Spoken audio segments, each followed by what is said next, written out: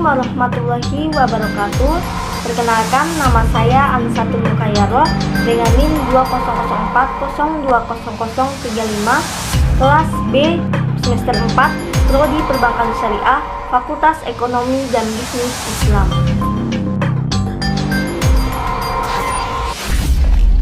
Sistem perbankan di Indonesia membagi bank ke dalam 3 jenis menurut fungsinya, yaitu bank umum, bank sentral, dan bank perkreditan rakyat atau BPR. Nah, bank umum adalah bank yang menjalankan kegiatan usahanya secara konvensional ataupun juga berlandaskan nilai-nilai syariah. Tugas bank umum dalam menjalankan kegiatannya adalah menghimpun dana dari masyarakat, memberikan kredit, serta menerima pembayaran.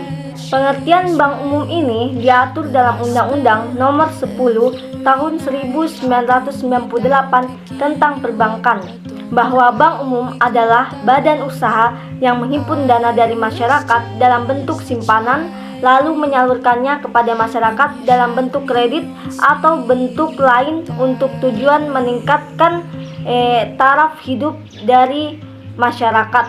Yang selanjutnya adalah bank sentral. Bank sentral adalah bank inti di sistem perekonomian suatu negara, serta memiliki kedudukan sebagai lembaga negara yang terikat dengan undang-undang. Nah, bank sentral di Indonesia adalah Bank Indonesia. Sebagai bank sentral, Bank Indonesia bertanggung jawab menjaga stabilitas nilai mata uang rupiah serta kebijakan moneter lainnya. Secara umum, perbedaan bank sentral dari bank umum adalah keterlibatannya, karena lembaga tersebut tidak langsung berhubungan dengan masyarakat, melainkan lebih berfokus sebagai lembaga negara yang bertanggung jawab dalam sektor moneter. Begitu halnya perbedaan bank umum dan bank perkreditan rakyat. Nah, perbedaan di antara keduanya yang pertama itu terletak pada jangkauan kegiatan usaha, di mana bank perkreditan rakyat ini lebih sempit daripada jangkauan kegiatan bank umum. Nah, yang kedua yaitu di mana nasabah bank perkreditan rakyat ini terbatas pada tingkat provinsi saja, sedangkan kalau bank umum sampai tingkat internasional. Kemudian yang ketiga yaitu di mana bank perkreditan rakyat juga tidak memberi jasa seperti cek dan bilet giro. Nah, perbedaan yang keempat yaitu di mana bank perkreditan rakyat ini hanya boleh dimiliki oleh warga negara Indonesia atau pemerintah daerah, sedangkan di mana bank umum ini boleh dimiliki pihak asing dan beroperasi di Indonesia. Indonesia dikenal sebagai rumah bagi populasi muslim terbesar di dunia. Lebih dari 230 juta orang Indonesia yang merupakan sekitaran 88% dari total populasi Indonesia dikategorikan sebagai muslim. Nah, faktanya hampir 13% dari semua muslim di dunia saat ini tinggal di Indonesia. Ini adalah angka yang mengesankan dan tentunya sangat berdampak pada masyarakat Indonesia secara ekonomi dan politik. Maka dari itu, tidak mengejutkan bahwa salah satu industri yang mengalami perkembangan belakangan ini adalah industri perbankan syariah. Nah, salah satunya adalah Bank Pembiayaan Rakyat Syariah atau lebih dikenal dengan sebutan BPRS. Secara garis besar, BPRS merupakan bank yang berprinsip syariah yang tidak menyediakan jasa dalam lalu lintas kegiatan pembayaran. Jenis bank seperti BPRS ini berbeda dengan Bank Perkreditan Rakyat atau BPR yang lebih dulu dikenal nasabah di Indonesia. BPR merupakan lembaga keuangan bank yang menerima simpanan sebatas bentuk tabungan, deposito berjangka, atau bentuk fasilitas lain yang sederajat, kemudian menyalurkan dana tersebut kepada nasabah sebagai kegiatan usaha dari BPR. BPR juga menjalankan usahanya berdasarkan prinsip syariah sebagaimana BPRS menjalankan usahanya. Nah, BPR dan BPRS sama-sama merupakan jenis bank yang tidak dapat menyediakan jasa lalu lintas pembayaran. Selain itu, fasilitas pada BPR dan BPRS juga tidak melingkupi pelayanan kegiatan valuta asing, simpanan giro seperti cek dan biliet giro. Nah, perasuransian jangkauan BPR dan BPRS terhadap nasabah juga minim dibandingkan bank umum, yakni terbatas pada tingkat provinsi, sedangkan berdasarkan kebutuhan yang sederhana.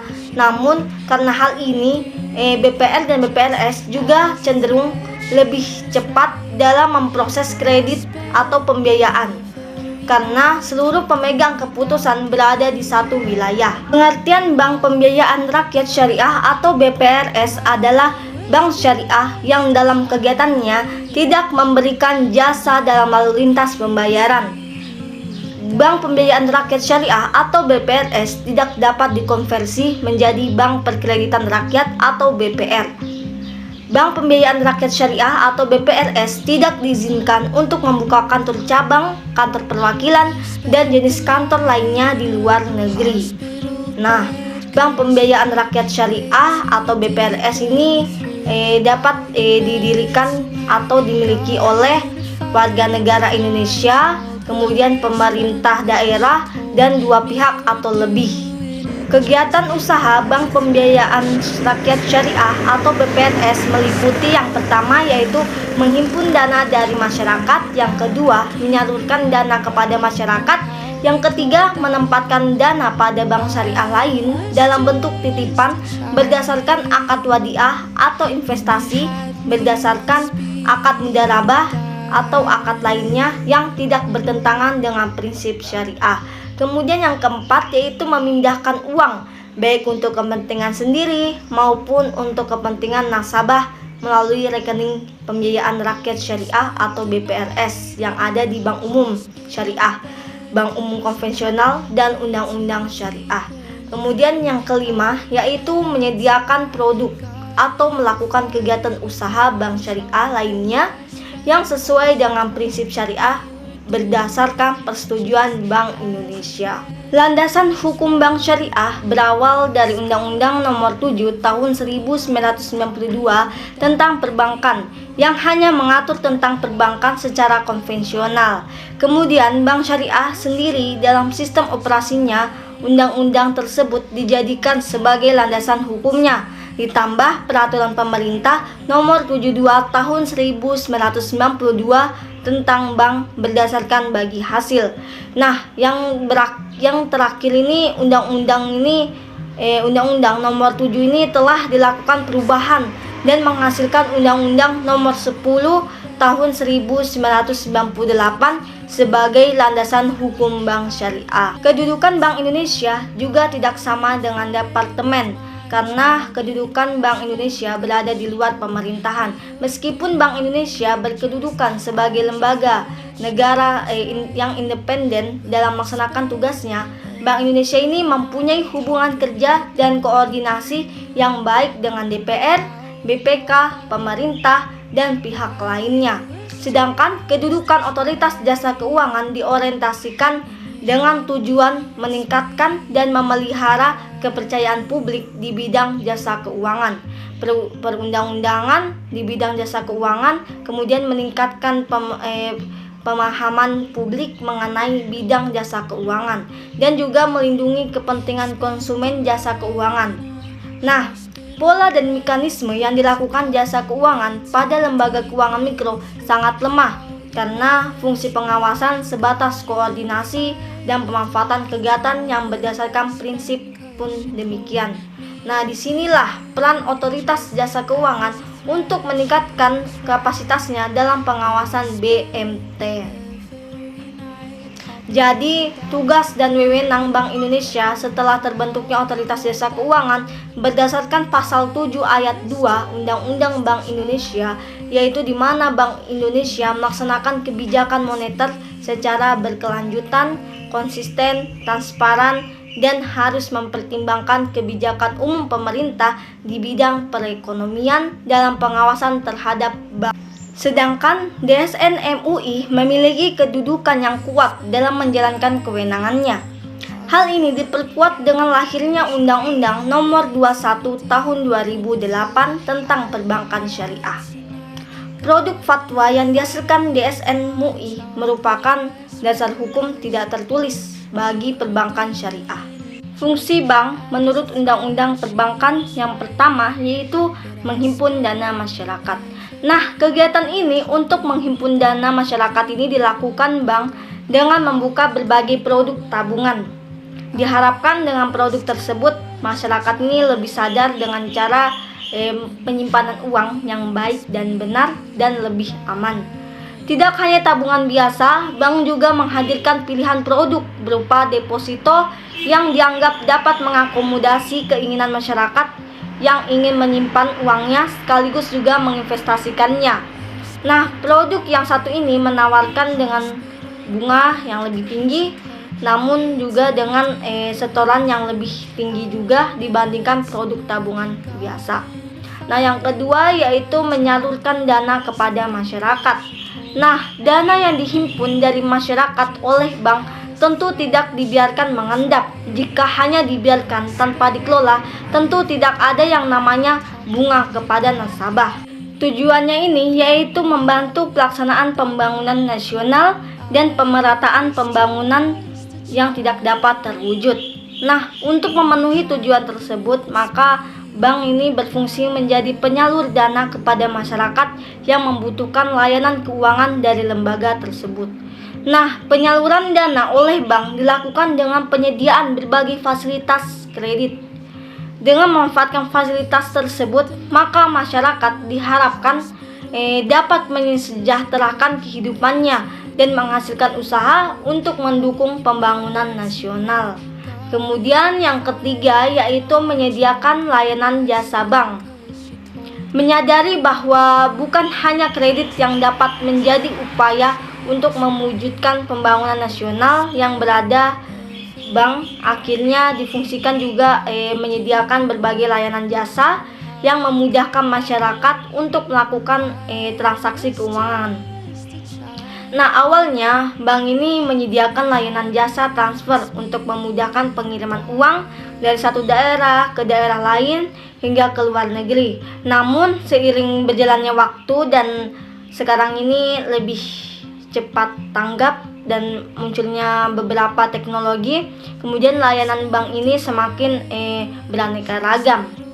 Kemudian dengan layanan jasa tersebut masyarakat ini dimudahkan untuk melakukan berbagai transaksi pembayaran maupun pembelian. Nah, contohnya saja saat ini bank ini menyediakan layanan pembayaran listrik, telepon, sampai pembelian tiket transportasi.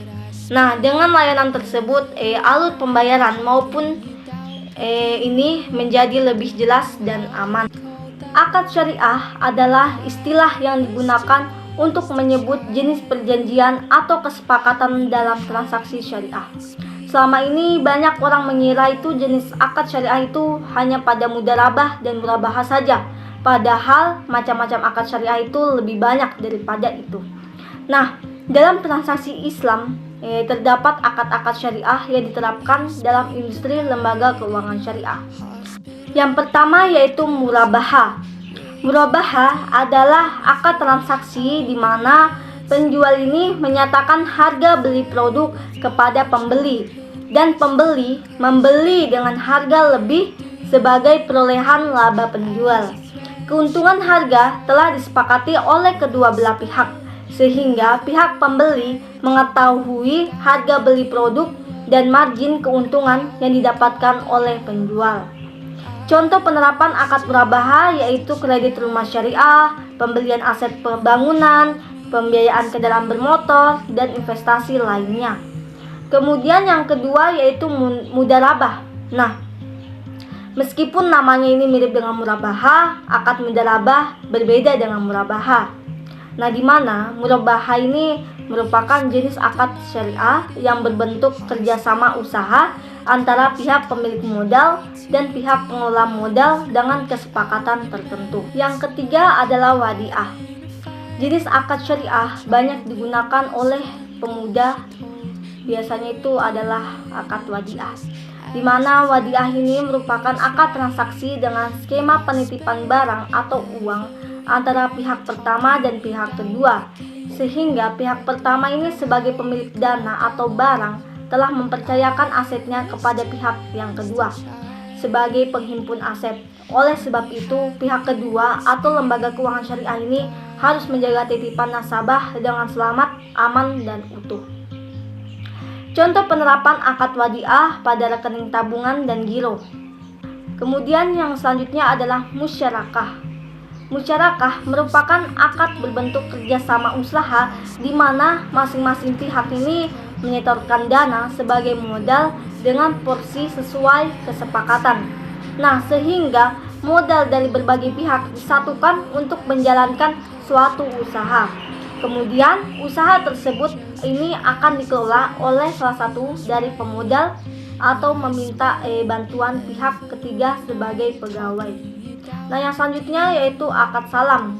Nah, di mana salam adalah akad transaksi di mana pembeli memesan produk dan melakukan pembayaran terlebih dahulu kepada pembeli. Kemudian pembeli akan memproses produk sesuai permintaan pembeli dengan syarat dan jangka waktu tertentu. Penerapan akad salam dapat dilihat dari sistem pembelian secara free order. Yang selanjutnya adalah istisna. Istisna yaitu jual beli produk dengan sistem pemesanan terlebih dahulu kepada penjual berdasarkan syarat dan kriteria tertentu. Kemudian pihak penjual baru melakukan proses pembuatannya. Sekilas mirip juga dengan akad salam, di mana ada perbedaannya, di mana produk akad istisna ini diproduksi sesuai permintaan pembeli. Nah, dalam penerapan akad istisna, penjual ini harus melakukan proses pemesanan produk sesuai kesepakatan dengan pembeli. Produk yang dihasilkan juga harus sesuai dengan apa yang dijanjikan di awal. Biasanya ini akad terjadi pada pemesanan barang dalam jumlah besar seperti souvenir. Nah, yang selanjutnya adalah ijarah. Pembiayaan dengan sistem sewa-menyewa antara kedua belah pihak, ini disebut juga dengan akad ijarah.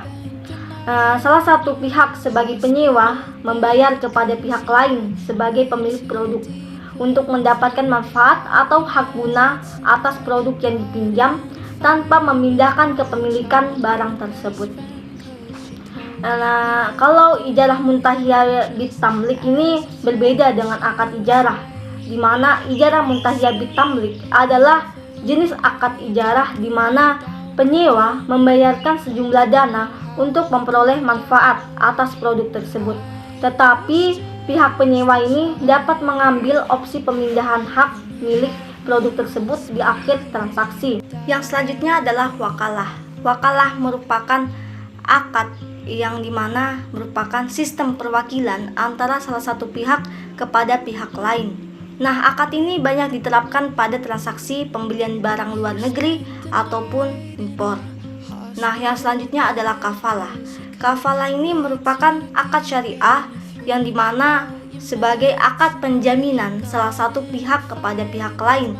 Nah, penerapan akad kafalah biasanya ini dijumpai pada pembelian produk yang disertai dengan garansi. Selanjutnya adalah hawalah. Hawalah merupakan akad perjanjian atas pemindahan utang atau piutang dari salah satu pihak ke pihak lain. Yang selanjutnya adalah ran.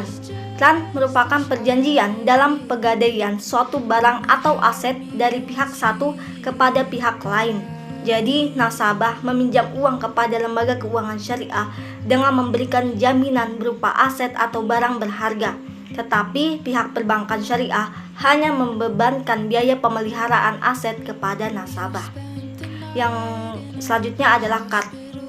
Qard ini merupakan akad yang dimana sistem transaksi syariah di mana nasabah meminjam dana talangan yang dibutuhkan segera dalam periode singkat, sehingga uang tersebut akan dikembalikan secepatnya kepada bank. Industri perbankan memiliki peranan yang kompleks terhadap perekonomian yang dapat kita rasakan seperti sekarang ini, di mana hampir semua aspek kehidupan manusia tidak dapat dipisahkan dengan bank atau lembaga keuangan mikro. Faktor penting yang melatar belakangi lahirnya bank syariah maupun lembaga keuangan mikro syariah adalah pelarangan riba secara tegas dalam Al-Quran. Salah satu lembaga keuangan mikro syariah yang berbentuk koperasi adalah Baitul Mal wat Tamwil atau BMT. Nah, Baitul Mal wat Tamwil adalah lembaga keuangan syariah yang beroperasikan menggunakan gabungan konsep Baitul Tamwil dan Baitul Ma'al. Dengan target operasionalnya ini fokus kepada sektor usaha kecil menengah atau UMKM. Salah satu pembiayaan yang sering dilakukan di BMT adalah akad murabaha, yang dimana akad murabaha ini merupakan kontrak jual beli di mana bank bertindak sebagai penjual, sementara nasabah ini sebagai pembeli. Dalam memahami pasar uang dan pasar modal, tentu perlu kita ketahui bahwa jika pasar uang dan pasar modal tidak merujuk kepada suatu hal yang sama, meskipun sama-sama berpengaruh sebagai sarana investasi dan memiliki kesamaan di berbagai aspek, tapi pasar uang dan pasar modal memiliki pembeda yang perlu kita pahami. Nah, di mana pasar uang merupakan sebuah mekanisme pasar yang memungkinkan bagi seseorang untuk dapat melakukan transaksi melalui bank maupun lembaga sekuritas keuangan bukan bank. Nah, pasar uang juga diartikan sebagai tempat bagi sebuah pihak atau perseorangan untuk dapat meminjam dana dengan tingkat bunga sebagai imbalan atau keuntungan yang ditawarkan kepada pemberi dana. Transaksi yang dilakukan di pasar uang sendiri bisa dilakukan secara sendiri atau juga dilakukan melalui perantara atau broker. Nah, transaksi peminjaman dana yang dilakukan di pasar uang juga memiliki jangka waktu yang cenderung pendek, yaitu berkisar dari 1 hari hingga 1 tahun maksimal.